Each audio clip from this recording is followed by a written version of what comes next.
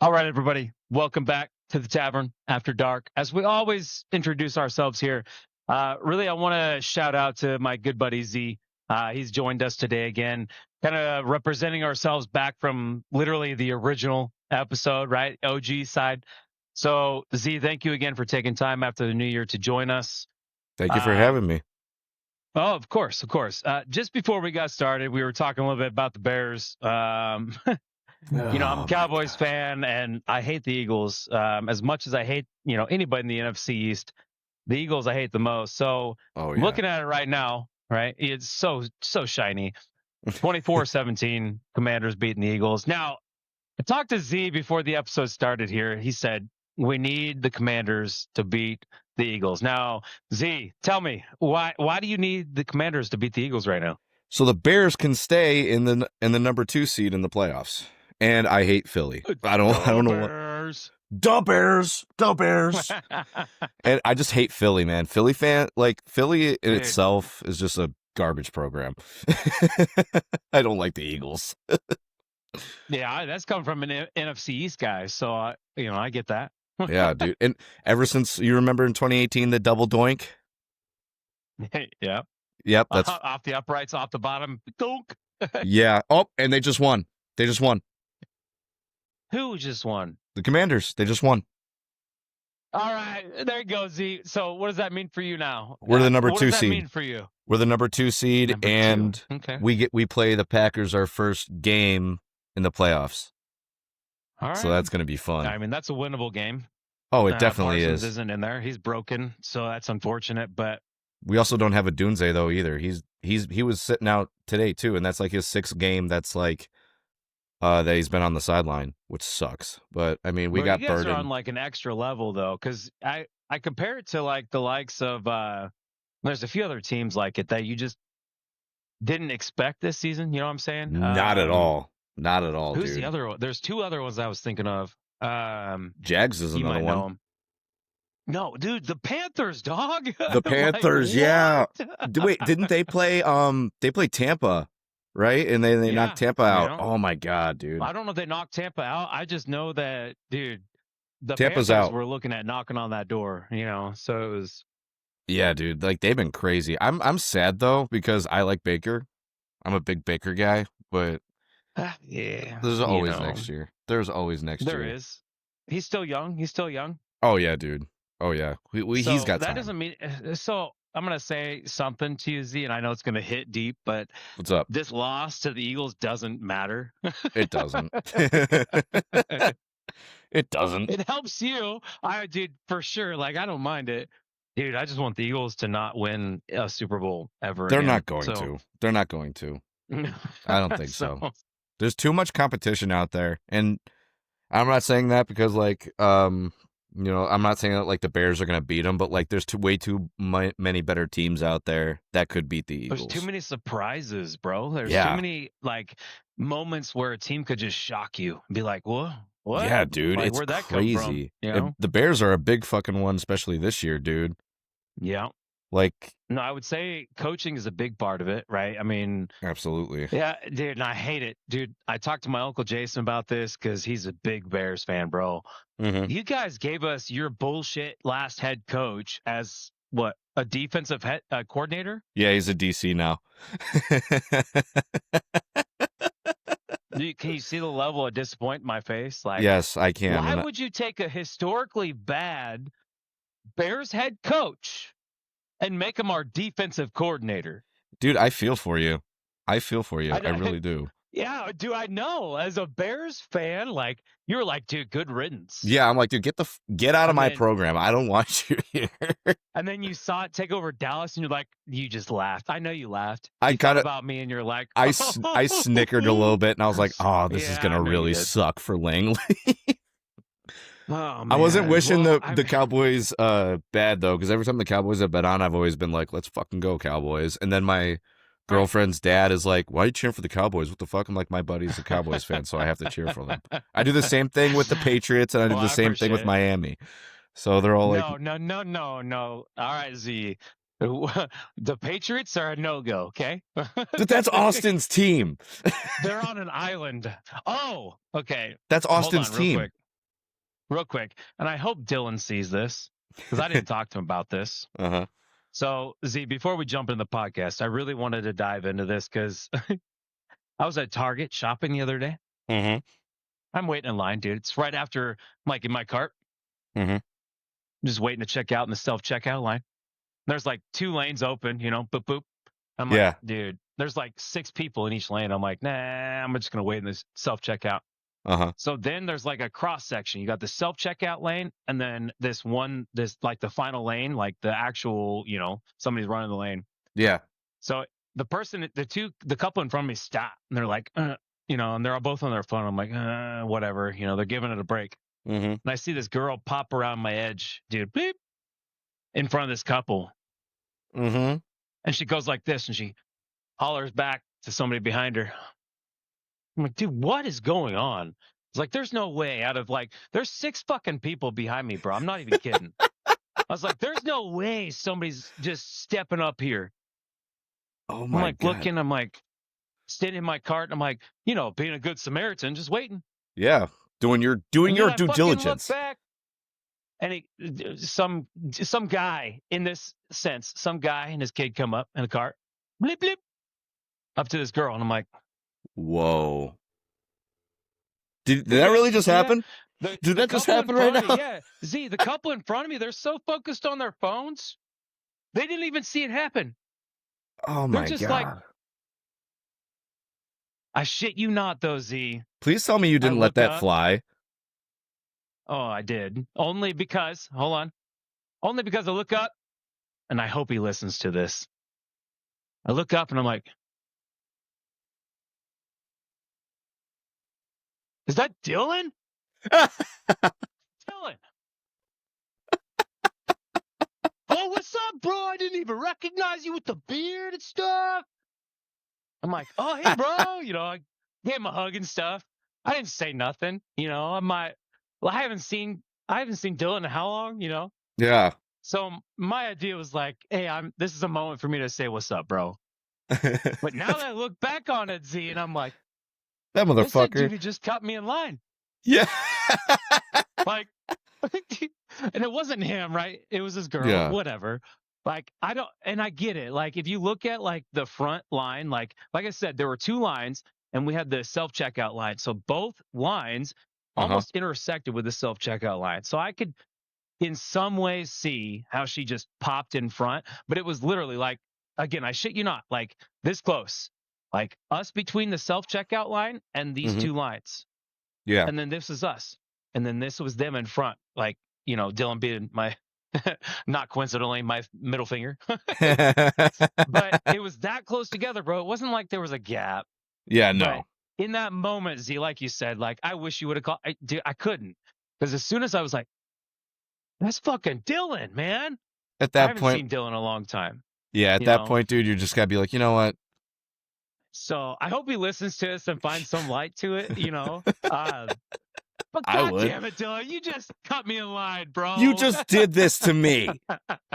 Do you think he did it because he recognized you? No, he looked back and he's like, dude, I didn't even, like, with the beard and everything, he's like, I didn't even know who you were. I was like, I get it, because I do look completely different. But, like, that's so pretty funny, though. In the moment, like, Dylan, you just jumped me in line, bro. Like, because I know Dylan would be like, oh, bro, sorry, man. Like, go ahead. Like, yeah, he would have been like, oops. I see like I said, I see the circumstance where we were in the self-checkout. There's 2 other lines open and how the 2 kind of intersected, but she just hopped it. Like, there were 6 people behind me.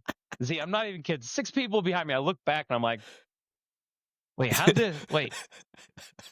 I'm looking back and I'm like, okay. And like I said, the 2 in the front of me on their phones. And that's really the highlight, man. Like, oh yeah, dude. People are so stuck in their phones, like they don't even care what's happening around them. They could, dude. care less. Like, that's crazy too. Like you said, you're so like into your phone that you don't even have any spatial awareness whatsoever. Like, right? I don't get that, man. I really don't. No, and I see it on a daily too. I see it on a daily basis. I'm sure, like, dude, in Chicago, you've got more and more people there. Like, I try to avoid people, but. Yeah. So let me ask you, Z. I know having you back on from the first episode, we we dove in a little bit about your background. Now tell me more about what part of Chicago are you from? So I was originally from the southwest side of Chicago, specifically 59 and Kildare. Ooh, South Side. Southside, even though I'm a Cubs fan. But Well, so my uncle, my cousin, like that side of my family, they all grew up north side, northeast side. Okay. So they were in, like the suburbs, right? You could say. The burbs. Right. They were in the nicer end, but they were literally like a mile north of the tracks. So you know what I'm saying. Yeah. Okay, I So get you. when I say a mile north of the tracks, Z, what does that mean to you? I'm just curious. Mile north of the tracks for me. Being from Chicago, right? I'm just curious because, like, so I grew up in a relatively, okay, an area like a country area. But my first house that I bought was in Nampa, Idaho, and it bordered Nampa, Caldwell, but I bordered the north and the south side of the railroad tracks. So, Z, Okay. I ask you, the only reason I ask you is because I lived a mile north of the railroad tracks, and I heard on a nightly gunshots just south of the railroad tracks. So Yeah. for me, it was like a north south kind of situation. And when I talked to my cousin growing up, like I said, he didn't live off far from the tracks, but he said south of the tracks, just it wasn't somewhere you wanted to be. And so north of the I want to ask you tracks. about that. North of the tracks in Chicago, at least for me anyway, and it could be changing. I don't really know because I don't really go up there too much often anymore. But like when I was growing up, the north side was like the place to be.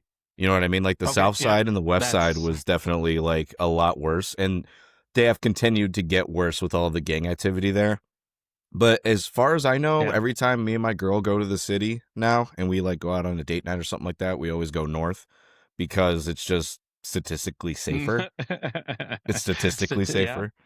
But That's why we always stuck to where we stuck to, over by the absolutely. Bean, Yeah, the over by bean the entrance and pier, all over that. by, Even over by the even over there, history man. museum. Even over there, man, it's getting a little hairy. Like when Austin Time came of over day, here. right? Would you Yeah. say time of day? Oh, Yeah, yeah, absolutely. When Austin yeah. came here, because Austin made a trip to Chicago for his girlfriend's graduation, I think, now fiance. Oh, okay. They were at the pier and he wanted me to come down. So I came down. I literally I think I got off work and then I went home, changed, and I went and got out to see him. And there was a lot of people having like barbecues and stuff, and there was a lot of police activity. And I saw him at the beach or on the pier, and he was at like a outside bar. I forget what bar it's called. That place has been through so many owners and it changes every year. But he's like, dude, is it always like this? I'm like, in the summertime, yeah, pretty much. So even he I was wouldn't say like, yeah, I wouldn't compare it to Miami, right? In that regard, no, it's definitely a different lifestyle. But yeah, you guys are so close to the pier. You guys are so close to a similar lifestyle, right? It's a cooler, kind of colder climate. yeah, But yeah. I would say you have a different kind of people there, but the popularity is very much the same, right? Hmm. That the whole Central Park, the bean aspect. Now, Z, I want to one thing I want to say, bro. I Hmm. was walking from the bean. We were walking back. Stephanie, me, Penelope. She was, dude, maybe 2 years old, Oh and wow. we were visiting family. So we always visited Chicago, and we stayed within that relative pier area. We stayed in a hotel. Hmm. And so I'm walking, dude. It was just south of the pier. So you have the main road that goes by the pier right there, right? I Lakeshore, don't know the name of it. Lakeshore. Yeah. And so just south of the pier, so there's two roads. There's one above the pier and one just below the pier, right? Uh-huh. So the one just below the pier that goes south across back into Chicago over to like all your major boulevards, right? Yeah. So the I was walking across that Lakeshore Boulevard to get across over from the pier side to get towards downtown. And Hmm. so I'm walking across, and I got dude stroller in hand. Penelope's 2 years old, Hmm. snoozing, going Oh. across the street, and this car just "Bleep." And if I wouldn't have like stopped, I full on would have just walked right into a car. So you were probably And on so you were either on it was Ohio literally or the closest. Ontario. It was literally the closest road to the pier. So So yeah, like if you think like what is it perpendicular, right? yeah, so you're So you going got the pier north to over south here. or south to north. Yeah, Yeah, yeah, yeah, yeah, so you were on Lake Shore, or they like to call it yeah, 41, and then did yeah. somebody And come so out? I'm trying to go across. into downtown Chicago, right? From the pier.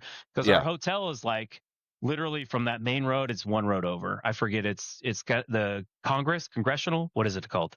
Shit. No, not that. I have my map up right now. It's right. Yeah, if you want to find it, but it's right there. So literally the point though is, I have to say is like, I walked across the road and dude, here I am, dad, stroller. And I see this car, and I stop. And I'm like, dude, I immediately throw up my hands. Yeah, like what the fuck? I immediately fucking regret it. I immediately regret it. I grew up like my grandpa Langley, he drove, like we went to a Cubs White Sox game one time and we drove down the wrong neighborhood. Oh yeah, dude. And so driving down the wrong neighborhood, we had this lady crossing the street. She looked over and saw we were the wrong person to be in that neighborhood. And we immediately knew it was the wrong place to be. And we were out. I was a little kid. Yeah. But I immediately reflected back to that. I threw my hands up and was like, oh. Yep. Oh, shit. This probably isn't the best. Dude, and shit you not, Z. I look back and they pull over into the next, parallel parking spot. And I'm like, yeah. And you're like, fuck. We gotta go. I was like, Stephanie, we have to go. I was we have to go. We have to go. She's like, what do you mean? I was like, we have to go. Like, dude, but that's the part is like, it's scary to be in the moment. Like as a good person, like I was just looking out for my daughter. I threw my hands up like, dude, that's my kid. Like I'm walking across the street with my kid. But they may see it as different, and I get that. Like, yeah, because in many ways, there's people stepping on their space. Absolutely. I keep talking about a perspective, right?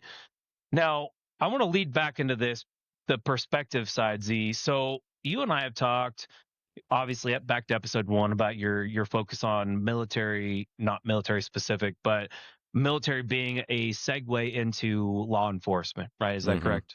Yeah, that's correct. I want to ask you, and I know we've talked about it, and I know it might be a hard subject, so I appreciate you talking about it. What's your outlook? What's your goal right now with the police force in 2026? What are you looking at? So that's a great question, and it's a very loaded question. I'm not trying to load it. I'm sorry. No, you're good. You're good. I'm just trying to yeah. I'm trying to word it in a way to where it makes sense. So right now, especially since I have all this time off of work because the seasons are slow, I'm definitely thinking about it, and I've been talking to a lot of friends and family about it. And maybe the reason why, like, all I want to do, dude, is just get picked up by a department. I don't care where it is or where it's at this point. Do I want to be in the city of Chicago? No, because I already know all about like how their the Chicago PD runs. It's the politics, right? It's the politics, number one. That's a big one for me, is the politics, and also just the department itself is not the best. And if you do get signed out, like, dude, they take walk-ins. Like, they take walk-in interviews and stuff like that. And that says something right there, at least for me anyway. Right. And if you do get picked up by them, it's a 2-year commitment. So they lock you into a contract to where, say you get through all your FTO stuff and everything, you can't transfer out right away. And that. So hear me out, right? Mm-hmm. Out of everybody that applies for that position, Z, would you not be one of the most technically, right, hypothetically qualified people? Because you've been locked into commitment, right? You've proven your commitment. You've lived out your commitment. That's the part that fucking blows me away, bro. Like you said, you have walk-ins that come in, okay, they can pick up a job, but they've never proven that they have or can live through a commitment. And I know we've talked about this, like my DEC mindset, right? Dedication, effort, and consistency. And there's not many people that have that, right? There's not many people that can, again, they can put in the dedication, they can put in the effort, but they can't put in the consistency. Yeah. And I've talked to you about that, Z, and I know, like, you put in the first two all the time, right? And the problem that you run into is the same thing we keep talking about here, is that there's so many people that just walk in, and whether it be background, whether it be whatever it might be, right? But they haven't proven themselves in the way that you have with commitment, right? Let's say. Yeah, I understand that. And in my opinion, like, okay, you could have so many different characteristics and personas about somebody who's in the police force, But like you said, commitment. Man, I'm hard pressed to sit there and say that anything is more important. Yeah. And I say that because if you're committed to your job, right? You're committed to serving the people that are around you. Mm-hmm. And that's the part that blows me away, right? You've proven that commitment, Mm-hmm. yet you still struggle to find those positions. Now, so I want to ask you, Z, like I said, kind of back to your goals for this year, really looking back at the hand, I guess, life has dealt you, right? Mm-hmm. Uh, what is your real ultimate path? Like, let's say the first half a year. So, what's the first half a year look like for you? So the first half of the year is, well, for me anyway, I do plan. So with my current unit in the reserve, they actually pegged me up for reclass. So I'm going to go to Fort Lost in the Woods Ooh. in April. Reclass for what, Z? Combat engineer. So I'm going to do that. So I will accept that because, bro, that so my cousin is an Mm-hmm. actual structural engineer. Uh-huh. He went to school for it and everything else, but he's one of the main guys that actually looks over the bridges in Chicago. Mm-hmm.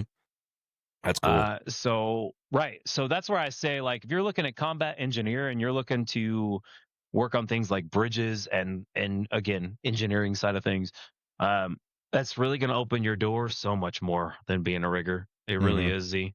And it'll make me a better asset to my unit because they don't need a fucking rigger. Well, hey, but you'll always have that experience. So when they do need a rigger, Yeah, right.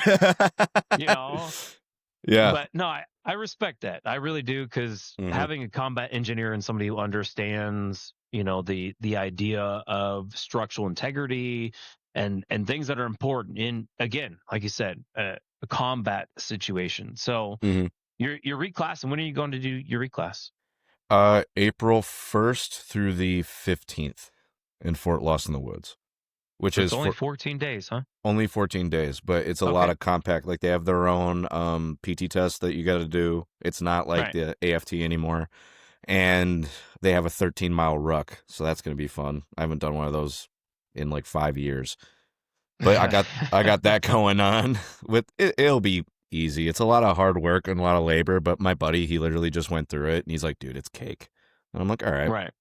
So I mean, I a got lot of people scare you. So, yeah. but Z, you're capable. You know what I'm saying, bro? So Tell that to my go into it knees. that way. Tell that to my knees. Hey, I don't even want to hear about your knees.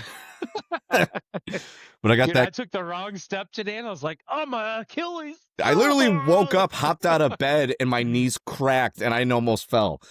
Yeah. I'm like, ah. But, dude, I got out of the truck today and I was walking to the grocery store and I was like, kind of limping along. And like after a few steps, like you start to get back in that rhythm. But dude, that's why I hate sitting down, man. Because Yeah. after sitting down, everything locks up and then you Mm-hmm. get up and it's like everything hurts to You keep got to do like moving. a 30-minute stretch in order to move 5 feet. Dude, that or you got to look like you're complete crippled walking from parking spot A to parking spot, Oh, front yeah. door. Oh, yeah. Like, Whenever me and my girl go out and I drive her, I always get out of the car and then it takes me a little while to like kind of get my step back because my hips are all yeah. messed up. And she's like, "Why are you walking like you're an old man?" I'm like, "Honey, I am an old fucking man. All right, leave me alone. I'm 26 years old, but my body's like 90. Okay? Let me deal, okay? Yeah, let me deal with this right now, okay? You go look pretty. I'll catch up in like 10 minutes."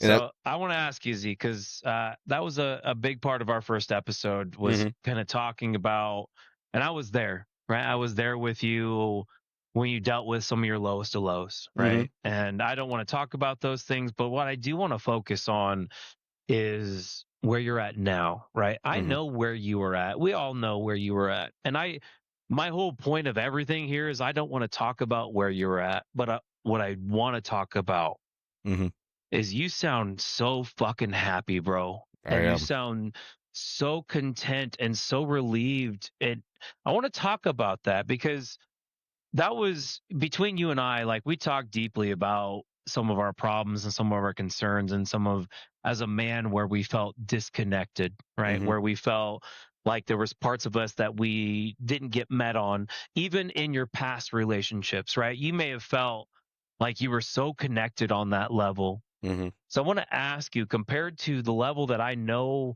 you had and the level that I know you went to Mm-hmm. and the level you're at now, Z. So I want to focus on where you're at now. So how does she make you feel? Oof. There's not a word to describe it, man. Honestly, like happy is So put one. words, number of words. I know it's hard, I Mm-hmm. know it's putting words to it. It's like in many ways saying your vows or telling a girl you love them. Have Yeah. you told her you love her yet? Awesome. Of course. Are you kidding me? All right, I fucking love it. No, I'm just asking. I say it So, every day. I probably say it more than her. You know what I mean? so, Like it but just. that's fine. So Z, man, I fucking love this, bro, because I saw you at the point where you were like, dude, what the fuck, man? Like, why Yeah. is somebody treating me the way they're treating me? Mm-hmm. I was there, bro. And I hurt for you, and I felt, and I was like, man, why would anybody treat this guy the way anybody?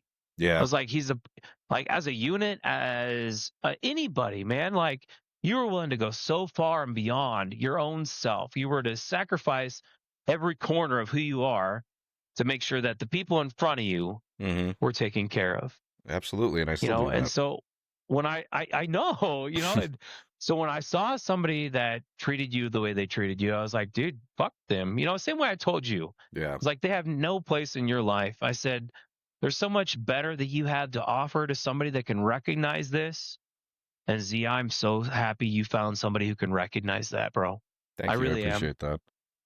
And shout out to her, Mm-hmm. um, She'll be for watching. recognizing, I hope, for recognizing who this man is. He was a good friend of mine. And in many ways, he tried to throw his wrestling persona on me. Old man strength,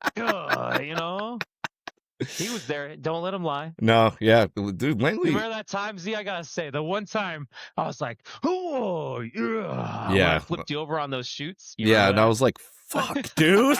Like you literally did it to me, and I was like, "Oh God!" It's like, okay, I gotta stop. I gotta chill for a second. He might hurt me. It's like a snap hip, like do something. Yeah, and I was like, that was all it was. dude, didn't he even could think fucking hurt about me. it. He can hurt me. I'm like, I gotta chill for a minute. Damn. But honestly, Z, though, like I want to throw it back. Like I've watched some of the videos you've posted about the kids you teach wrestling Mm-hmm. and other things like that. I didn't grow up wrestling. I have my own kind of idea about things. I've done combatives, I've done this. But I didn't live wrestling like you did. So Mm-hmm. I will always respect your capabilities and what you know how to do because I don't know a tenth of what you do. But I respect that you took time. So I want to ask you, Yeah. leading off from your love life and the fact that things are going great, and I love that for you. Are you planning to keep coaching, bro? Are you? I want to know that. No, I don't Why plan not? on doing it anymore. When I did coach for that season that I did, I found out a couple things that I mean, I didn't find it out. I kind of knew it, but I didn't realize it to the magnitude that we're living in a different time and the stuff that was going on and the stuff and how everything was taught when I was going through it is not okay now. You know what I mean? You have to cater to everyone. And back then, especially when in high school and even in grade school, it was all about winning. You know what I mean? It was all It about, still is. It still is. yeah. But I mean, You've been to Penelope softball games. You know yes, what I'm saying? So yes. there is a level to it. Like softball in this small Mm-hmm. community is, dude. It's like, dude, it's little league Yeah, level. Little league World Series level. So, yeah. And um, when I was going through it, I realized that I would have to deal with a lot of parents, which is fine. I'll do that. But the good side of it was great, but the bad side, it outweighed the good. Specifically one time, I won't mention any names, there was a kid that wasn't getting any wrestling time because when I came in there, obviously everybody already, they were established, you know what I mean? Because it was 5th, 6th, right. 7th, and 8th graders. And everybody thought that they were going to get the same like starting varsity spots as last year. But I came in and I'm like, no, we're not going to do that. You have to earn your spot here. You know what I Right. mean? Yeah. And I did that. And then one dad just got super pissed off at me. He was like, my son was varsity last year. You won't give him a chance, yada, yada, yada. And every single week I would hold wrestle-offs. I was like, hey, if you want a challenge for the varsity spot, you can. It's kind of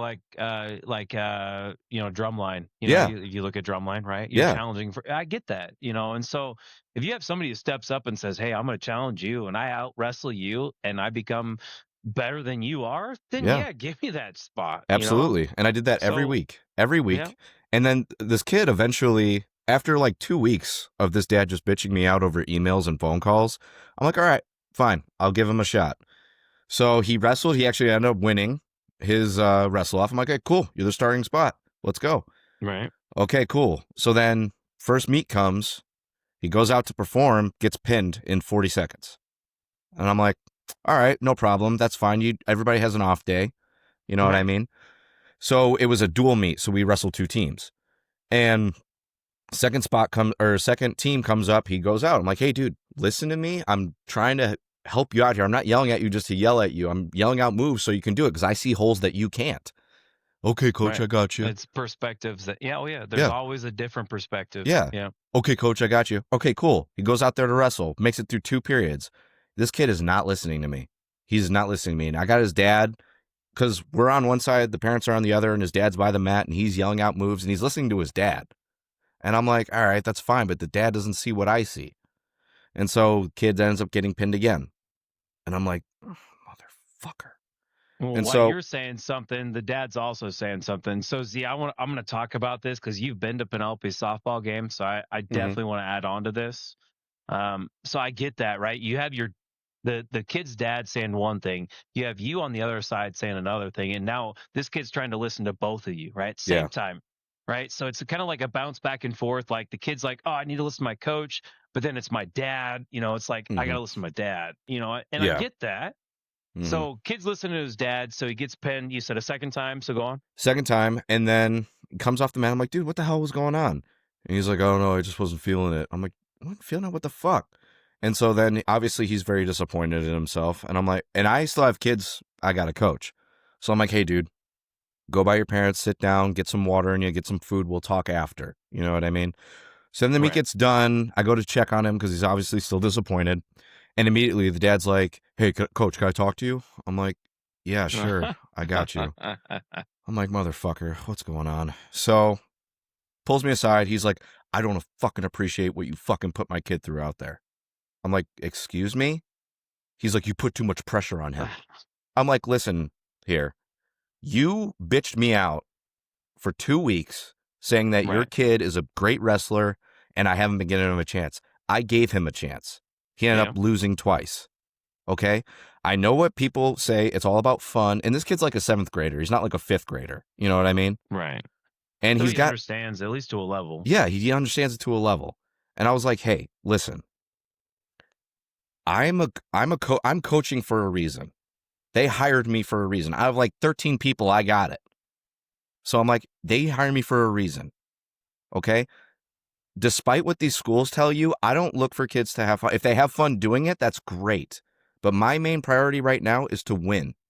But the level you're at, right, is that's the level, right? You're the stepping stone between having fun and competing. Exactly. Right? Exactly. Like I'm the level of like having fun. I'm trying to keep these girls involved and having fun in the sport that they're having with. But when you say, and I relate so much to a Z, because when you say like you have these parents that step in, and even at the level I'm at, even with Penelope, 8, 9, 10, I still deal with that same bullshit, dude. It's like the same parents who think like their kids can do no better than the best, Exactly.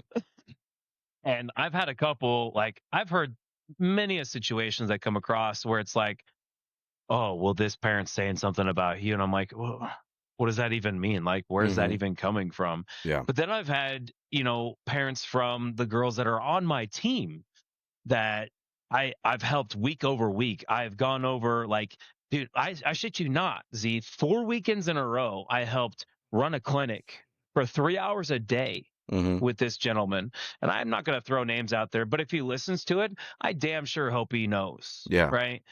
Because I spent so much time, not just helping him, but helping the girls, the boys, all the kids, the youth, right, that play on our local teams, 250 kids, not just my team, right? Yeah. I offered to come out and help. His daughter is on my team, right? And I appreciate and respect the fact he's got his own team, right? And there was a moment throughout this last season where our first game, he talked about how I wasn't providing a conducive environment for our girls, right? And Z, you've been there over the last 2 years, right? Prior to me coaching this third year, right? Yeah. Third year. So you've been there during games. So you know my standpoint in all of this. Absolutely. And so when he approached me about it, I was like, hey, that's not me. Yeah. So literally before we had our second game, I approached our entire team. I approached our parents. And I said, I don't know what's going on. I said, I've coached for 2 years now. I said, this is my third year. I said, I don't know what's different. I don't know why it's different. I said, but this first game is not conducive. It's not an example of how we run our seasons. And dude, 8 out of 12, 13 girls were returning girls. So they knew. Yeah. And the same parent that called me out on this had been there the last 2 years. Yeah. So he knows the type of game I play, right? Yeah. And so when we dial it back and it comes to like him calling me out and saying all these things, and again, it became a religious thing, right? Yeah. It really, that's what it dove into. But the idea became he said all these things about me. And then I followed up to hear, dude, 2, 3, 4, 5, 6 different stories. Yeah. About how he cussed referees out, how he threw his hat in the dugout, how he was chewing tobacco in the dugout with 8, 6, 7, 9-year-old kids. Oh my God! Like, but you're a holier than thou person. Where do you get the thing to talk? Where do you get to talk? Like, what the hell's wrong with you? Are you serious? So that's what I'm saying, and that's the same guy that I put so much time into to help coach these kids. And that's my whole point about all of it. So Z, I want you to think about this. The reason I bring this up, that same dad could have stopped me at any point, fully taken me. Yes. At any point. And I did. Z, I wanted to. I wanted to be like, I'm done. I don't want to do this anymore. This isn't worth it. It really isn't. But then I thought about the girls. I thought about how many of them have truly enjoyed not what their parents have said, right? But what I've seen in their eyes, what I've seen in their voice, what I've seen in every part of them. They say how much they enjoy it, right? How much they love this sport. Yeah. And so, Z, I want you to really think about that, because the impact you could make, like I thought about it the same way. Screw this. I'm done. I don't want to do this anymore. It's not worth it. Yeah. That's the same thing I tell Stephanie, right? You have all these parents and all these people who complain and they have all these issues. But then you have these kids, man, and these kids are so innocent. Yeah. They have no part in anything, whether their parents are a part of it or not, right? Yeah. They're not choosing for their parents to be a-holes or whatever, These kids don't have a part in that. So Z, I know how much you love wrestling. And so the reason I say this is I don't want some random asshole or somebody who thinks they know better than you to take away from what you can do for these kids. Okay? Yeah, I get what you're saying. I do. Okay. And real quick, it wasn't just him though. It was a few parents that didn't agree with my coaching style, and the actual school asked me. They're like, hey, we kind of don't want you to come back because we gotten so many complaints from parents. And these are kids that are just getting into the sport, or they've been in the sport for a while. With the kids that are, because we had 3 coaches. There was me, there was another guy, and there was another guy. With the kids that are just getting into the sport, I passed them kind of off to the other 2 coaches so they can teach them the fundamentals. I worked with the more experienced guys because that's Practice-wise, who was there most? Me. Me, 110%. That's what I figured. Because I just wanted to ask that question. So. And I hosted practices on Saturdays, which I had to fight tooth and nail for the school to actually let me do. But we practiced. That's why I helped this gentleman that I talked about on Saturdays. Yeah. Right? For 3-4 hours a day. Like, dude. And our practices were 2 hours. Our practices were 2 hours. And I worked with the most experienced guys because that's where I was most comfortable and I can get the most knowledge. You know, but I would never shy away if a kid came up to me like, hey, I don't know how to do this. I don't know how to do that. I had no problem taking them to the side or a whole group and teaching them the fundamentals. I just felt more comfortable with the more experienced guys. And well, it's easier to teach them. I get absolutely that, right? it is. It's easier Absolutely to it use is. your common knowledge, Mm-hmm. right? Whereas, like, if you're not using common knowledge, you have to change your terminology, right? You have Absolutely. to adjust the way that you're speaking. So I get that, right? Mm-hmm. It's not to say that you wouldn't teach somebody below Mm-hmm. what you're trying to teach, but like you said, it is so much easier given the level that you know and the expertise you have to give them that extra level and Yeah. again delegate the lower sides of things to your other coaches. So I get that. I absolutely get that.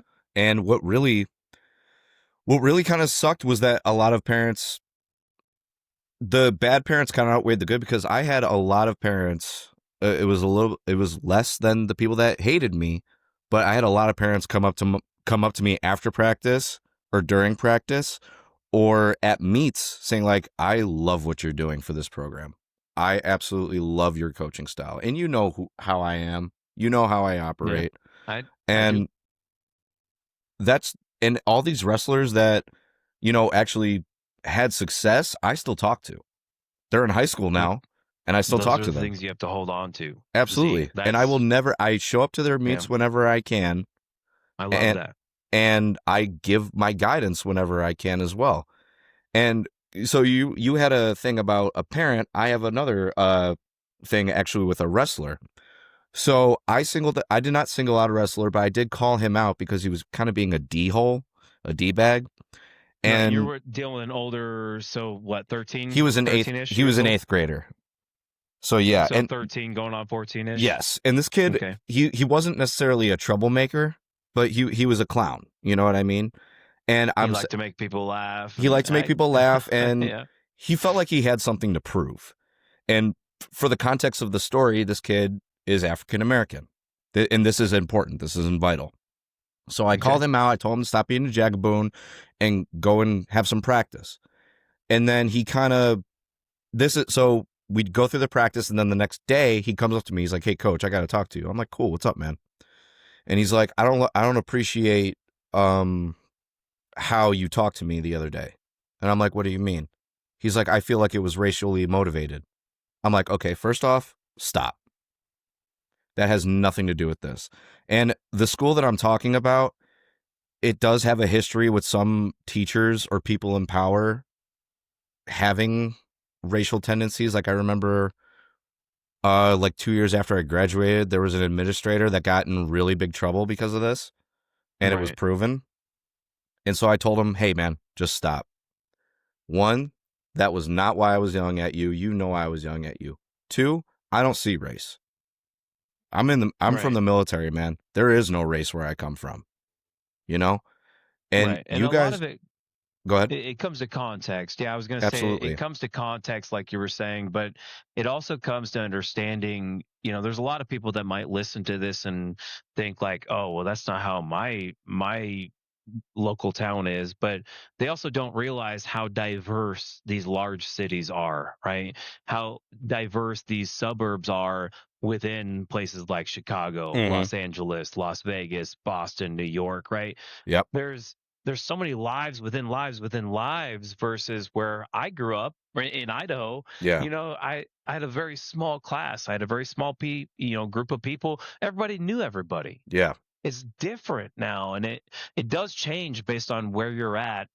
But that's really, Z, I want you to look at this because the more you talk about it, the more I think about, man, like I know there's parents out there that are going to make you take away or think that you should take away from what you're doing. But the more you talk about it, the more I feel like this is something that you really should be doing. Regardless of what a parent says. And I'm not telling you to go off and do anything you don't want to do. You know what I'm saying? Yeah. But regardless of how a parent makes you feel, and this is where I've really approached it, like both softball and now soccer. I didn't do basketball this last season, but softball, I'm head coach. And I've had a lot of thoughts, Z, on whether or not I should come back, because I've had 5 players basically come to me and say they're either A, not playing, or B, moving up. Yeah. And if I had, that one dad who thinks he's, almighty, basically tell me that I'm a terrible coach, even though I'm willing to put in the time that 99% of anybody else isn't willing to do. Yeah. Which is you, Z, right? I want you to think about that, man. That's why I asked you the question. Who is the most common person there at your practices, right? Who is the coach that always showed up the most? Mm-hmm. And this is why I respect you the way that I respect you. And maybe the way you respect me, the way you respect me. We're willing to show up, man. And Absolutely. that shows so much more like than a resume can show, or that somebody's saying like, well, I think you're just discriminating against my kid. We live in a lifestyle and a livelihood, especially where it's so diverse for you, or even like you could say me in Fayetteville, but life is so diverse. Like, I don't teach my kid to see color. I don't, Penelope has friends of so many different backgrounds. Yeah. And she's never seen it that way. And I know we talked about this. We teach people to see asshole, and we teach people to see, people who aren't right. People who, it doesn't matter what you look like or who you are. You could be under this facade of like this greatest looking person in the world. Yep. But we know those are the most devious leaders. Absolutely. Right? Yeah. It's the not. people that It's not build up that about persona. Yeah. So, It's not about race. It's about right versus wrong. You know what I mean? And going back to this kid, I'm like, dude, I don't fucking see color. Okay, you know where we're at, and from what the stories you've told me through practice, these teachers pick on you because you think that's that. I'm not here to defend those teachers. I'm not here to say it's wrong. Okay, right. You know how they see you. Prove them fucking wrong. And I'm like, dude, I'm on level with you. Prove them fucking wrong. Okay, do you have this image of you, per the grown-ups and the adults and the teachers, that you're a troublemaker? Prove them fucking wrong. And it starts right here. Everybody keeps saying something about you. Yeah. Right? I'm Everybody like, keeps prove saying the them same wrong. thing. And Right. then we got on a familiar. He's like, you know what, coach? Yeah. You're right. I'm like, all right, awesome. Fast forward to the end of the season. I showed up at their graduation, and he was one of the kids I ran into, and his dad came up to me, tall black guy. I was like, holy cow, what's up, dude? And he's like, coach, I just got to tell you something, man. You were a real motherfucker. I'm like, what do you mean? He's like, that talk you had with my son, that's legit, man. You real. I'm like, hey, man, I was just telling him the truth. I'm telling him the truth. And now from last time I checked on him, he's a straight A student now, and he doesn't get in trouble. You know what I mean? These kids. So it's not that I wouldn't return back to wrestling, because I would love to do that. I actually asked because my girlfriend's dad, he's a leader in like the church, and he also gets involved with school sports. I keep asking him, like, hey, is there a wrestling position available? I would want to be with high schoolers, because those kids are a little bit more put together, very loosely put together, but at least they're on a track, right? They are on a track, and they have a lot of experience. And if they don't have a lot of experience, that's even better. At least like when I talk to them and I coach them, they're not stuck in a way. No. Yeah. And I coach them the way I coach them. They know it. There's no malintent. You know what I mean? I feel like with a lot of kids, like 5th grade through 8th grade age level, that line is blurred, because all they want to do is just make their parents happy, and I understand that. But also, I'm there to make you better, and I feel like I could maybe hit on a higher level with high schoolers, and the door is not all the way closed. That's all I'll say about that. It's not all the way closed. Okay.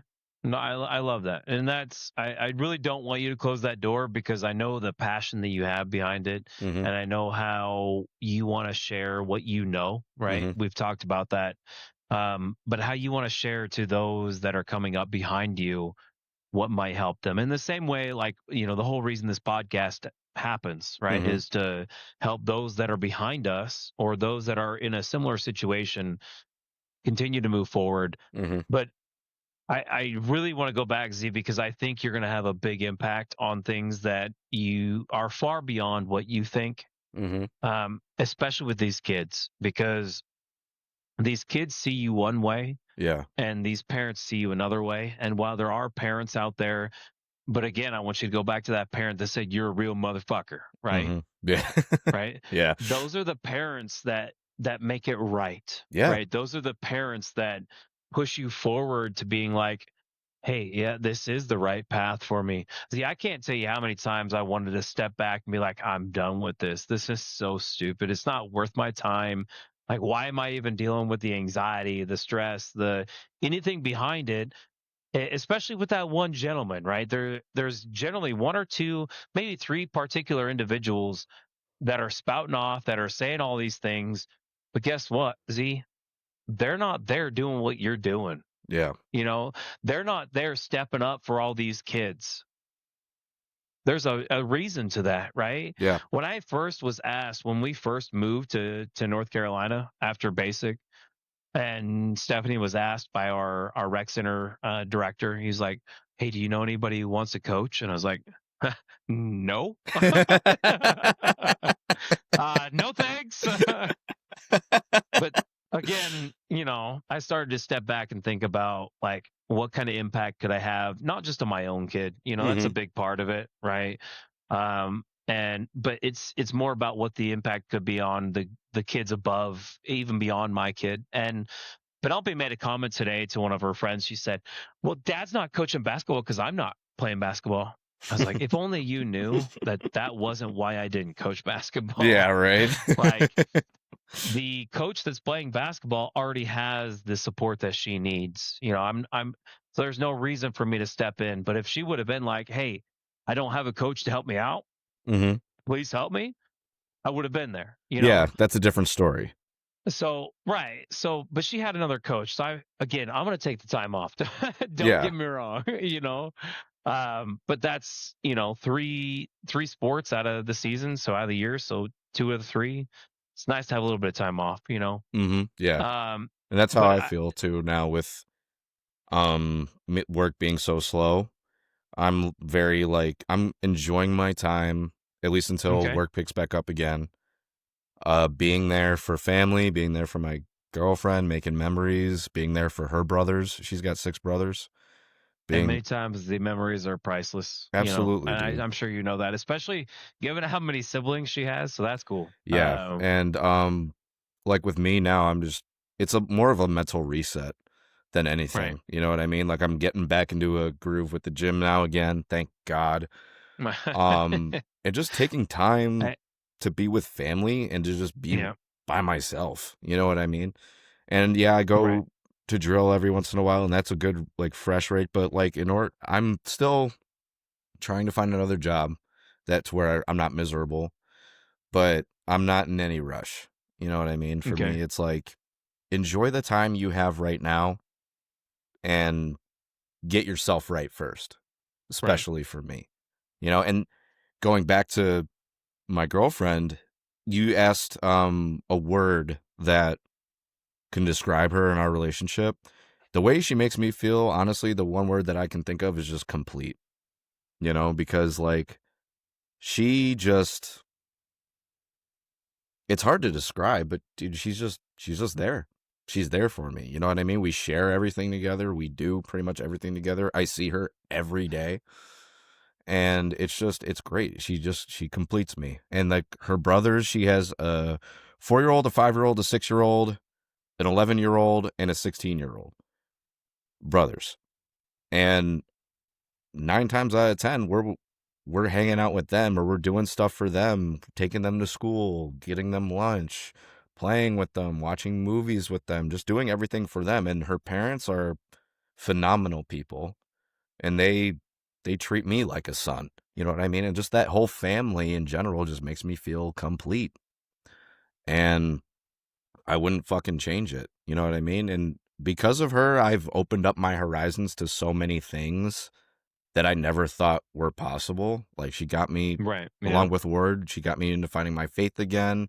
She got me into just the idea of being happy, you know? Right. And No, and I really I respect that, the idea of being happy, but I want to dive back a little bit before to what you were saying was I think the most important thing to you, Z, is that she makes you feel complete. You Yeah. know what I'm saying? Is she makes you feel comfortable in who you are. She Oh, makes yeah. you feel solitude, right? I guess is the Mm-hmm. best way to say that. And that's a rare thing that you're ever going to find. A woman who gives you solitude, who gives you peace, who gives you nothing but relief, Oh, yeah. and I think that I don't know. I guess later in my life, I'm starting to realize how much that is a huge thing.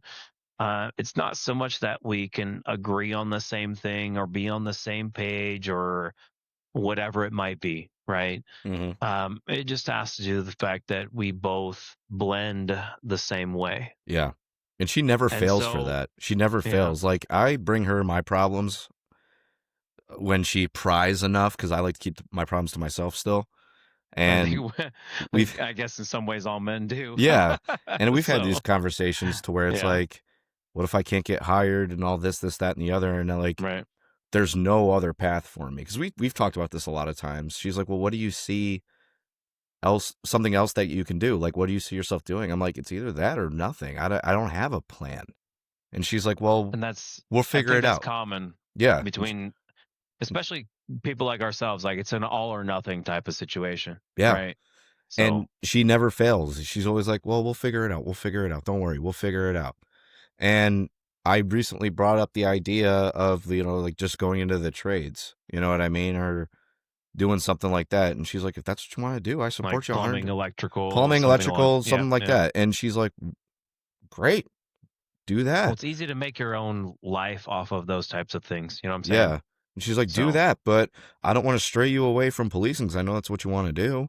And I'm like, I understand that, but it's out of my control. She's like, well, we'll figure it out. We'll figure it out. Don't worry. We'll figure it out. I love That's that her. for you, Z. That's I her. really do. Get out of jail free. We'll figure it out. And it's like, okay, cool. And I do the same. I do the same thing with her because she cuts hair now. She's a hairstylist, a very renowned hairstylist, and Well, that's good. she wants to be a flight attendant, and she's Okay. trying to get hired into all these places and keeps getting denied, like kind of like me. And she's like, I don't know what I'm gonna do. This is just frustrating. I'm like, hun, we'll figure it out. Just keep trying. We'll figure it out. You know what I mean? We bounce off of each Well, other I a love lot. that you can match her that way, Z. And I think that's, I really, based on everything you just told me, I think that's probably the most important part Mm-hmm. about what you guys have is that you can match each other on the level that you need. You know what Mm-hmm. I'm saying? She can match you in the level to keep you motivated, and that you can also match her and Mm-hmm. keep her motivated. Yep. Um, that's so fucking unique and special, bro. And I really want you to hold on to that. I do. Oh, yeah. um, As long as she holds on to because me. It's as long as uh, she holds on to me, because I don't know what the hell she's doing with me. keep doing you, bro. Okay. Don't Yeah. worry about you. But She, what you're doing right now is working. Okay. yeah. And so I don't want you to worry so much about you, right? Stop getting so much in your head. I want you to listen to what's in front of you and listen to the person that matters to you most right now. Mm-hmm. Because I'm not there to remind you every day, Nope. bro, how special you are. But there is somebody there right now that remind you just how special you are. Okay. Mm-hmm. Yeah. Um, so remember that, right? I want to ask you, I guess, Yeah, because I know it's for me getting late. I need to get my girls to bed. But for sure. um, what are your goals for this year, Z? Because you've talked so much about these aspirations, and I fucking love this, bro. Is how you're looking so forward.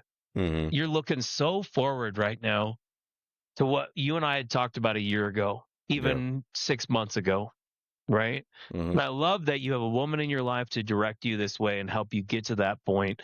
But I also want you to focus on you, right? Z, I want you to keep this momentum up.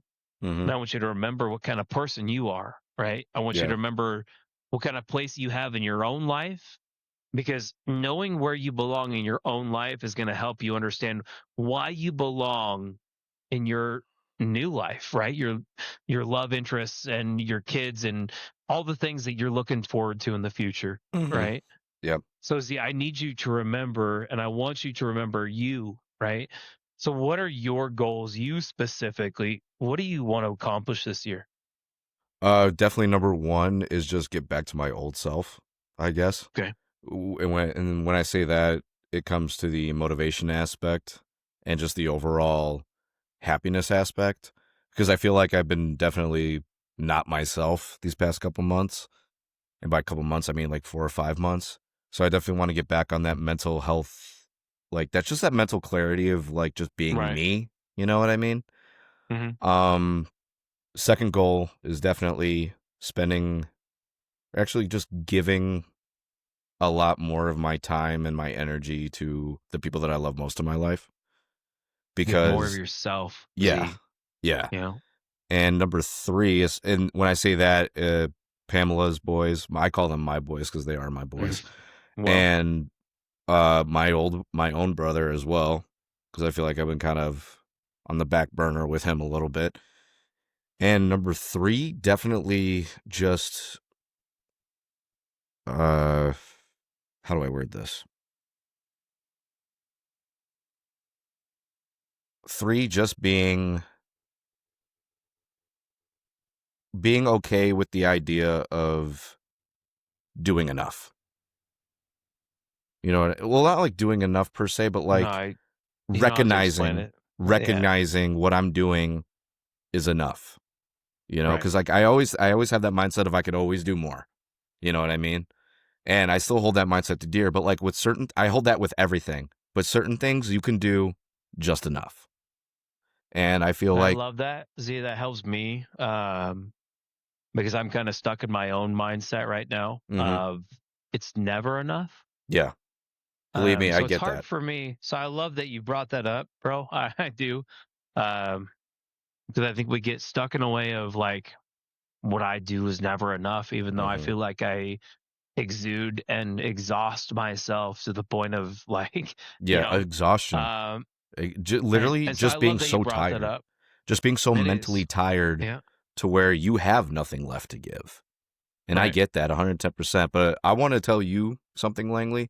You do, you go above and beyond every day, every single I day. appreciate that, brother. And I don't need I to do. talk to you every day in order to know that you go through it every day. You and your wife. You and your wife make miracles happen every day. You know what I These mean? girls. Yeah, for these girls and Yeah. just for yourselves. You guys are doing it. You know what I mean? Of you have a lot to give. You know what I I mean? appreciate that. And you need to recognize, especially you and Stephanie, maybe probably Stephanie a little bit more, that what you guys are doing is more than enough and you don't really need to do anything else. You Right. know what I mean? And Yeah.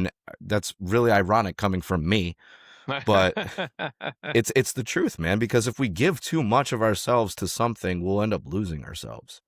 And I've done No, that that's multiple times. oh, I know I've told you that, and Yeah. I've told Stephanie that. I said, and that's I guess my downfall is I'm not ever willing to give myself so far to that point, and Yeah. in many ways I dislike myself for that. I guess I guess I have too many boundaries. I don't know, but It's good to have boundaries. it is it's good to have a lack of boundaries too, I guess. Yeah. I But don't really necessarily think it's about boundaries with you. I think it's about yeah, balance. It's about balance. You know, we all no, need yeah, it balance. really is. Yeah, Especially you and your wife. You guys need balance in your life. And yeah, you're raising 2 beautiful girls that won't take shit from nobody. sure And won't. dude, you're winning. You are winning. Yeah, You have the American dream right in front of you. You have a beautiful yeah, family. You have a house. You have a roof over your head. And you got a wife that loves you. yeah. You got a Well, and the partner that biggest loves thing you. is the girls, and Mm-hmm. that's like everything that drives me in life is always going to be Them. the the girls. Maybe at some point if I have a boy or whatever, but When it happens. yeah, we'll see. But the girls really are. I want them to lead into a life that is better than what I've had. And Mm-hmm. I know the same way applies for you, right? It's whether it be your kids, whether like you said, the kids that aren't your kids that are your kids, Mm-hmm. you still want to give them the life you would want to give your own kids, and I respect the hell out of that, Z. So I want you to make sure that you keep pushing forward on that and helping these kids the way that you want to help them. And I really want to highlight back to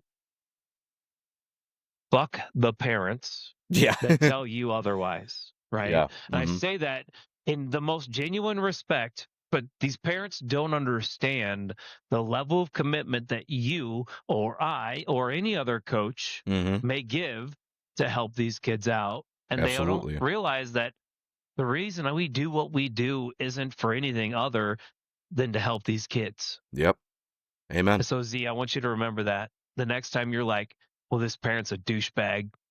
Well, just because the parent's a douchebag, is there something I can still do for this kid? You don't have to be their coach, Z, but I don't want you to forget what kind of level of impact you can have on these kids, okay? Yeah. And I won't. Believe me, Pamela's brothers, the 4, 5, and 6-year-old, that comes into my head every goddamn I'm sure day. that helps. Every day. Every day, man. So, because like these good, brother. I'm kids, good. these kids are something else. But I love them to death. I wouldn't trade them for anything in the world. Same thing with my brother, man. He's going on 16 years old next month, and he is who he is. But I love that fucking kid, man. I love all these kids. I've told my brother Caleb, he's now first year in college at Ball State. Hell yeah, dude. Fuck yeah. So props to Caleb. But yeah, props hopefully to Caleb, he's listening. Man. But I feel you. Yeah, he's 2 years older, but I still, you and I had talked about a lot in service about how we had younger siblings. Yeah. So, and my sister is actually graduating high school this year. So. Oh, nice. Yeah. Is she going to college or is she? She's planning on. I think so. She's graduating, as far as I'm tracking, with her associate's degree. Oh shit! Really? Because of the school she's going to. So college credits and all that. Yeah, so she plans to shift from there with an associate's to have her bachelor's and hopefully whatever she wants by the time she's 20, awesome. 22, 24, That's awesome. So, that's really awesome. You should be really proud of that. So shout out to Grace. So that's awesome, man. That is so freaking cool. My brother, he's doing the he wants to be a carpenter, which is crazy for a 16-year-old to say that. But literally he's taking classes in high school, I think, to where it's going to transfer over into a internship. And as soon as he graduates, he can go straight to his internship. And by that time, he'll only have like a month or something. And then he could be like a full-fledged like union journeyman. So I thought that was really cool to see. The part about that, like, that's why they say, especially looking back, like if you can open your own business as construction, plumbing, electrical, whatever it might be, dude, he can make some money. I know. I know. So and I told him, I told him, like, dude, just so you know, you owe me like 30% of that money. Why? I'll run the business for you, Z. Yeah, hit me up 10%. Dude, right? I'll call you. I'll be like, dude, we're going for it. But yeah, dude, that definitely, sounds good, brother. Definitely, man. And yeah, like those were the goals that I have planned for me. And I definitely hope, like, with so I want to ask you real quick, and then we can end. What are your goals for 2026? Well, yeah, I appreciate you asking that. I mean, on a level that's not personal to me. I mean, it is personal, right? But I want to keep this podcast going. It's kind of going back to that DEC mindset, the dedication, effort, and consistency. I want to make sure that I keep with this because I think it's important that we share these stories. But beyond that, on a direct personal, like, I guess, what's the word I'm looking for? I don't know. Either way, on a personal note, I really want to make sure I finish my book. I'm writing a book right now that's kind of like a drama / action thriller type deal. Okay. So my goal this year is to finish and publish my book. Okay. Do we have a predicted date of when that could be finished? Right now, the final draft is done. Okay. So it's just going through and checking everything. I guess the other thing, Z, to talk about, I spent a lot of time doing it today, is my new concept. I'm actually submitting a patent for it. It's called Flow Frame. Flow Frame. Okay. So it all started off of a greenhouse. Simple enough as it was like, okay, we could build a greenhouse. We could buy a greenhouse. Like, but I don't want to have to deal with all these hoses and having to run all these lines and do all these things. I was like, what can I do to make that simple, right? What can I do to simplify, let's say, watering and misting and basically automate the whole process of a greenhouse? And And so it became a PVC greenhouse where I used the whole entire PVC manifold as a structure, right? So that's what holds the structure of everything. Yeah. But it's also what holds the water. It's what holds maybe gases or whatever you could think of, right? I get what you're saying. Yeah. So right now I've got it set up where I've got a manifold set up. And so water basically hooks up like a hose. You hook up to your PVC frame. And so the entire greenhouse frame fills with water. Mm-hmm. And then your drip lines, your misters, your whatever you might have in the greenhouse will go off on a time regulated schedule. Yeah. But then it blew from that, bro. It was like, okay, what else could I do this with? Like, think about space travel. Yeah. Think about, you could have a telescoping module, right? Like a box, right? Think of like a box. And you could have gases built within it or water, air, whatever, that essentially expand this box. Like, think the oh dude, what are they? The guidance units for the 10Ks, 20Ks, 5Ks, right? Okay, yeah. So like the size of those boxes, right? Uh-huh. So think a box that opens in a military unit and then expands automatically by a push of a button. And it opens. And now you have a unit that either provides cool air, warm air, maybe it provides a enclosed environment for medical, whatever it might be. Yeah, like a talk right? of some sorts. Right, exactly. But it's all pressurized. The whole point and the whole technology, Z, exists on the fact that the manifold, the structure of the entire unit, is also the pathway for whatever liquids you have. Whoa. Right? So, do I have my phone? I do. I don't know if you can see this. Hold on. Let me turn the brightness down. But, so think of it this way. I don't know if you can see it. So, oh yeah, you can. Okay, yeah. Okay. So, see all the PVC, right? Yeah. So all of that PVC essentially holds the water, whether it be like again greenhouse. You could have it as a vitamin that's supplemented water or whatever it could be, right? But it could be heat, it could be cold, it could be a unit like a dome that expands on a fucking Mars planet. I don't know, Okay, yeah, I get you. But the technology is there, and so the more I dove into it, the more I was like, there's nothing is patented that regards to a manifold, a structural manifold that encompasses the liquids within it, right? Yeah. So think of like, okay, we had headers, right? Yep. So the structural manifold of headers, instead of being piping running from off, all the panels, the piping's within the panels, right? That's the best way to think about it. Right. Okay. So rather than having all these fire, water panels, again, the whole idea I thought about, Z, think about it. 11th, remember how many times they bumped into the water manifolds? Yeah. And had to shut down their shop? Yep. Too many times. So how much could that have been avoided if they just implemented the manifolds into the structure of the unit? It would have eliminated it completely. Right. That's a smart idea. I like that. So it all started off greenhouse, but dude, it has expanded, tenfold. Yeah, dude. You could literally the amount of things that could come of this, and like when I say amount of things that could come from this, like the possibilities of shit that could actually be very beneficial. Oh, yeah. Like that's astounding, man. Like think of like an automatic, like, okay, think special forces, right? You're out like, whatever's happening. And all of a sudden you get in a firefight, gunfight. And you're like, I need to pop up a quick protection unit. So you have your little box, like I just said, with the 10K, 5K units. You have a little portable box you can pull with you. Literally press a button, pops open, and like you said, like a mini fob, right? Like a little spot, and you could put, bulletproof windowing, whatever, right? Yeah, whatever it could be, because they have bendable fibers, right? Yes, they do. Yeah. Right. So that's the whole point now. You could then dive into Department of Defense research. You could divide, there's so many levels to it, bro. Yeah, even astronomical research almost. Is that astrological? Space. Yeah. Astrological research, which that would be very interesting, especially if you get like that government contract, dude. Holy shit. You know what I mean? Z. But I'm not leaving you behind, bro. We're here together, okay? Hey, I appreciate that, somebody to help me. I'll fucking build anything. You kidding me? I respect it. I'll build anything. But, Fly me down to Fayetteville. I'll do it.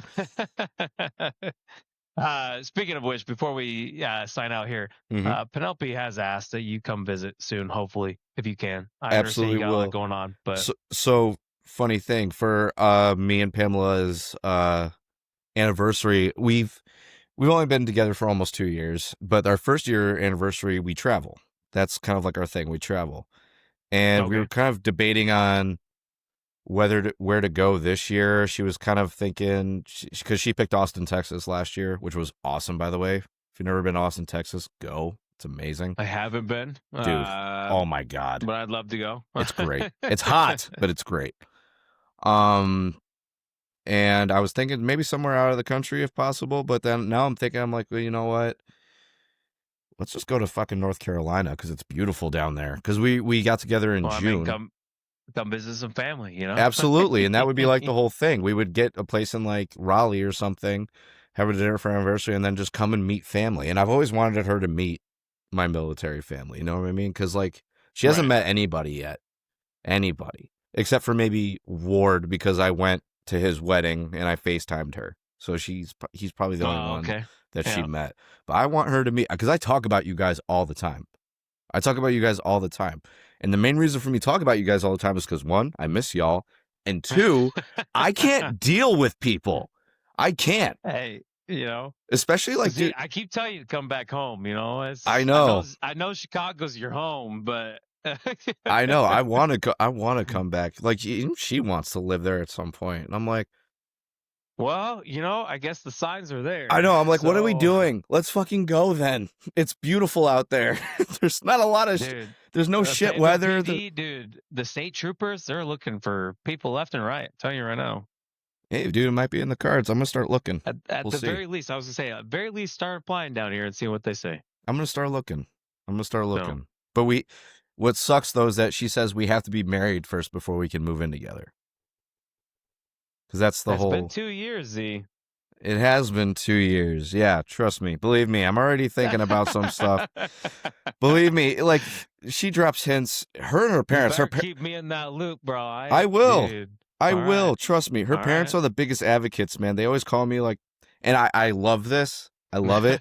But they're like... They always call me, like, their son-in-law. Yeah. They always call me, like, their son-in-law. Even her brothers, they look at me as, like, a brother. And her 11-year-old brother, Nico... Literally, I was in the kitchen. I think I was eating something, and then she was on the couch reading her book. Which, by the way, if you do bring out this book, she's going to be the first one to read it. She is a book fiend. Okay. But I love that. Yeah, Nico comes in, and she's like, Sissy, that's what they call her. Sissy, when are you going to make me an uncle? And I kind of like stopped. I dropped my fork on my plate, and I'm like, excuse me? And he's like, when is Sissy going to make me an uncle? I'm like, do you understand what you're saying right now?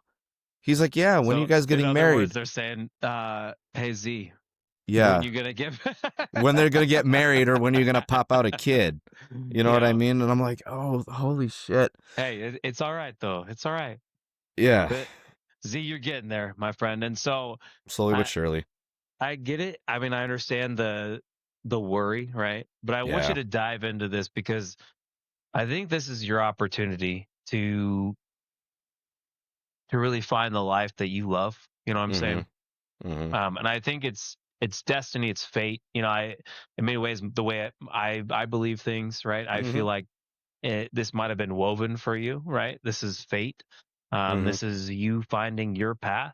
And so I want you to keep going with it, bro. I really do. And I appreciate you coming back on of course. And talking to us. And of course, I'd like to have you back. You know, we'll talk to you here in the next month or two and see how things are going and how the year of 2026 is happening for you. But thank you again. Last note, anything else you want to leave to those that are listening? Don't fucking give up. Like I said in the last podcast, just don't fucking give up. It could be your situation, and this is for anybody listening, any situation that you're in right now, it could always be fucking worse. It could always be worse, but it will get better. That's the motto that I'm going to live by 2026, for the whole 2026, man. It's going to get better. It You know what I will. mean? And Z, I want you to think of this way. Like, I'm not going to give you a specific story, but there are so many stories in history that have fallen on. We get to a point, right? We get to this corner of a path. Mm-hmm. And then if we were to just get around the corner of that path to the other side, we would have found everything we were looking for. Yep. Right. But because we were so tired, we were at that point, right? We hit that corner and we're like, dude, I'm done. Yep. Man, I've had enough, and like you said, it it eventually happens, but there are so many stories that stop just short of Mm-hmm. making it to that point of like, man, I'm happy, I made it, Yeah. right? And they're concerned. So I love that you brought that up, and I want everybody to think about this as you pursue your goals, and everything in 2026 is to not give up. I think that's probably the most important thing about any goal anybody sets. Zane, you probably agree, Yep. especially with these New Year's goals, right? We have all these goals and then suddenly we just give up because it becomes too hard, or Yeah. there's too much going on in our life. I'm what, a week removed of nicotine. I didn't wait till the new year. Congratulations. Thank you. Uh, Congratulations. I didn't wait till the new year, bro. Mine was more of like, dude, I need to get healthy for me. I need to get healthy for the girls. That was it. That was Yeah. literally it. Mm-hmm. But I didn't wait till the new year. I literally had like some kind of epiphany in my head, and I was like, I'm done. And so there are days where I'm like, man, I really wish I should go pick up some pouches, Yeah. but I'm still here, and so Yeah. it it's not easy. Yeah. But that's why we're here together, and that's why the podcast exists. That's why I love having these conversations with you, Z. So I really appreciate you stepping in. And like I said, the whole point of all this is I want to keep bringing you and other individuals back. And, like RJ, I Yeah. was That so was a great happy when episode. RJ, That was a great I episode. was so happy when RJ stepped in, and much to the help of Austin. I asked Austin, I said, I need you to help me. I need you to get RJ on the episode. Like, Uh-huh. just talk to him, say, hey, go do it. And Yeah. so it And then seemed he to have did it? helped in some way. Yeah, in some way. Like I'd been pestering him about it, but he did end up doing it, and Good. so I think it worked out for him. But I think for a lot of veterans in general, you're a little more open, right, Z? But there's a lot of people who are very concerned about sharing their story. Mm-hmm. And I hope, by sharing my story and you being open and others that have been apprehensive to being open, Yeah. I hope by them doing that and us doing this, that hopefully can show other people to that it is okay Be to be open. open, that it Yeah. is okay to, right, to be acceptant, as we've Mm-hmm. told in the military, like your emotions, just clock them away, right? You Yeah. put them in the background. That's Mm-hmm. what it is. And so we've always been Yeah. told to just hide it away. Yeah. Um, And also, I think real quick, I think another reason why people are so apprehensive about not like sharing their stories is the fear of like it'll fall on deaf ears because people regular people, and I'm going to say regular right, people, they don't understand. But also, what is funny about what you're doing here is this is helping people understand. You know what I mean? Like when I told everybody that I know, I'm like, hey, watch our first episode. It's really great. It's really good. You're gonna get some details that you might not even know about. And, and every time a new episode came out, I'm like, hey, watch it. Do what you got to do. You know what I mean? Watch the fucking episodes. And it's helping people understand. You know what I mean? People no, I kind of get a appreciate it. more bigger in-depth look into like how our lives are and were, Right. and that helps. You know what I mean? And that's it, just because not going on or not sharing your story because you're afraid that people won't understand, and I'm speaking from experience so I could say this, is stupid. You know what I mean? Right. You need to help people understand. And it might fall on deaf ears but it might not. You know what I mean? Right. And the only way for us in the veteran community is to come together. We got to help each other. You know what I mean? And I definitely Absolutely. I know that this podcast is helping people. I already know. So we just got to keep doing this and do what we're doing and do what you're doing, because you're doing a great thing here. And I I will appreciate this. Yeah, I really do. I will advocate this till it'll never shut down. But until you stop doing this, or if I take it over and I stop doing it, we are doing something good here. You are doing something good here. No, I appreciate it. And so I really do. To you and to honor, those that have come before us and after us and everything else. I do fully intend on keeping this going. And so I appreciate everything that you've said and the words that you've said, and hopefully somebody, like I said, from the beginning, and I love that you mentioned it. As long as somebody takes something away from this, and as long as they can walk away into the next day, as long as they can walk away from the dark, I know how many of us have so many times walked into nothing, right? Walked into a dark place and didn't know how to get out. And so hopefully this is something that will help those understand that there is the light, right? The whole Tavern After Dark, right? It's the whole point is that there is a light, there is something to help you move forward. There is somebody, something, somewhere. And Z, you're a testament to that, because I know after everything that you had dealt with, you didn't think that there would ever be somebody that would come along and be like, hey, I get you. Let me take you to the next level. Yeah. And so you didn't know that. And no. I know I'm getting deep here, Z, but you and I had talked deeply about this. And when you had ran into what you ran into before, and we don't have to talk about it, but you didn't feel like there was another side, right? In the same way that I didn't feel like there might have been another side. But somebody helped you show that side, that you are important, that there is another way, there is another person who sees you, that the way that you didn't see yourself. Yeah. Right. And so I really want to hold on to that. And that's how I really want to leave off the episode, is the fact that there's so many people out there that feel lost, feel in a place of concern, feel like they don't belong. But there's something somewhere, somebody out there, right? And Z's a testament to that can help, right? I'm not looking to have somebody, pick you up and carry you the rest of the way, right? You're not looking for that either. No.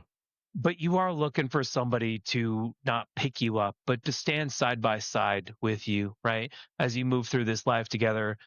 And Z didn't feel like, when I'd spoken to him before, he didn't feel like that was something that was in his cards, right? Nope. It's in his cards. So Z, the same thing I told you on our first episode, while you feel like the police department and the dreams that you have sought for so long may not be achievable, I want you to think of the same thing that you told me several years ago, when you didn't think you'd find somebody like you did today. Okay? Because I think that will help you maybe see that the impossible, which you thought used to be impossible, is very well possible. Very true. And like I told you before, it may not be in your cards now. Keep doing you, bro. Keep moving forward. And maybe it's not in your cards, right? Maybe it's not. But you're going to achieve great fucking things, bro. Thank you. Okay? I appreciate that. So I wouldn't be so hung up on the fact that you're not going to achieve the dreams maybe that you want to. I'm not telling you to stop pursuing those dreams. But I want you to keep in mind that if those dreams don't happen, you still have some bigger things you need to achieve. Amen. Thank you, man. Okay. I appreciate that. Oh, of course, brother. So, Z, thank you again. I appreciate it. I hope you have a good rest of your night. I hope you have a good week at work. Thank you, everybody, for tuning in to the Tavern After Dark. This is my good buddy, Joshua Z. Zelensky. The two Joshuas. But it's the best name out there. I appreciate that, man. Thank you. I appreciate you joining me, brother. And again, like I said, I want to have you back, but definitely have a good night. Everybody, thank you again. If this story, if any story we have shared at this point has helped you, please like, subscribe, share, tell somebody about this story. As Z has told, he's told many people about that story. If we can just help one person, two people, three people, it doesn't matter, as long as we can help somebody see the light. So thank you again, everybody, for tuning in. Z, thank you again, brother. I appreciate it. We will have you back soon, okay? I appreciate that. Thank you for having me. All right, everybody. This is the Tavern After Dark. Thank you so much for having us here. And again, you all have a good night, have a good week, and have a good rest of your new year. Peace.